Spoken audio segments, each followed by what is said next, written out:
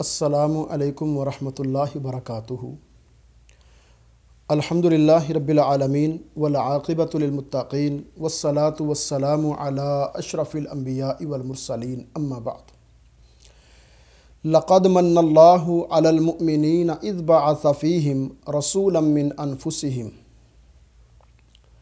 اکثر لوگ پیارے پیغمبر جناب محمد رسول اللہ صلی اللہ علیہ وسلم کی ولادت مبارک، ولادت باسعادت کے حوالہ سے سوال کرتے ہیں کہ آپ کی تاریخ ولادت کیا ہے؟ یقیناً نبی علیہ السلام کی ولادت، آپ کی آمد ایمان والوں پر اللہ پاک کا بہت بڑا احسان اور انعام ہے۔ لیکن ایک بات کو ذہن میں رکھیے گا، نبی علیہ السلام عبداللہ کی وفات، اپنے والد محترم کی وفات کے چند ماہ بعد پیدا ہوئے۔ ربیع الاول کا مہینہ ہے اور عام الفیل ہے۔ ربیع الاول کا مہینہ ہے اور سوموار کا دن ہے، اور یہ وہ بات ہے جس کا تذکرہ حدیث مبارکہ کے اندر بھی آتا ہے۔ میرے اور آپ کے پیر و مرشد جناب محمد رسول اللہ صلی اللہ علیہ وسلم سوموار کا روزہ رکھا کرتے تھے۔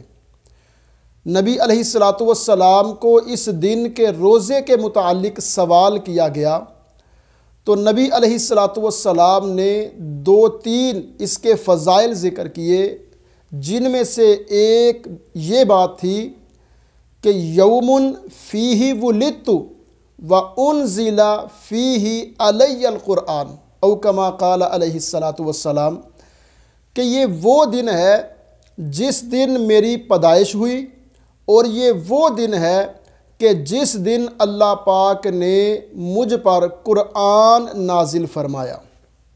سوموار کے دن نبی علیہ السلام کی ولادت مبارک ہوئی، یہ حدیث مبارکہ کے اندر تذکرہ موجود ہے۔ جہاں تک تعلق ہے تاریخ کا، تو محترم بھائیو، کسی صحیح سند کے ساتھ، کسی صحیح حدیث کے اندر نبی علیہ السلام کی تاریخ ولادت کا تذکرہ نہیں ہے۔ ہاں، اپنا اپنا علم ہے، بعض نے 9 ربیع الاول کہا ہے، بعض نے 12 ربیع الاول کہا ہے، بعض نے محرم کا مہینہ بتایا ہے، بعض نے بے شمار اقوال ہیں اس کے اوپر۔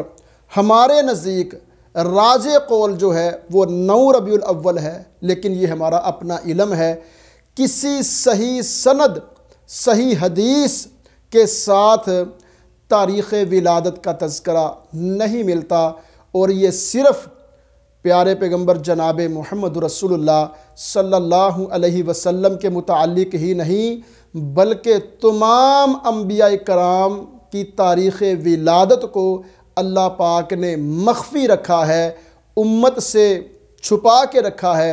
اس کے اندر اللہ کی بے شمار حکمتیں ہو سکتی ہیں، جن میں سے ایک حکمت مجھے بھی سمجھ آتی ہے کہ یہ پرفتن دور مسلمان، امت مسلمہ کے نوجوان نبی علیہ السلام سے محبت کا نام لینے والے، ان کی اکثریت جو ولادت کے اوپر جو کچھ کر رہی ہے، نہ آپ سے چھپا ہوا ہے، نہ ہم سے چھپا ہوا ہے، اور اگر ایسے لوگوں کو پتہ چل جاتا صحیح سند کے ساتھ کہ نبی علیہ السلام کی تاریخ ولادت کیا ہے، تو دین کے اندر کیا کچھ نہیں ہو سکتا تھا، کیا کچھ چینجنگ نہیں آ سکتی تھی۔ تو اللہ پاک نے دین کی حفاظت کے لیے بھی اس بات کو مخفی رکھا ہے، اور اللہ پاک نے ہمارے سامنے نبی علیہ السلام کی ولادت، تاریخ ولادت کا تذکرہ نہیں کیا، بلکہ جس مقصد کے لیے بھیجا،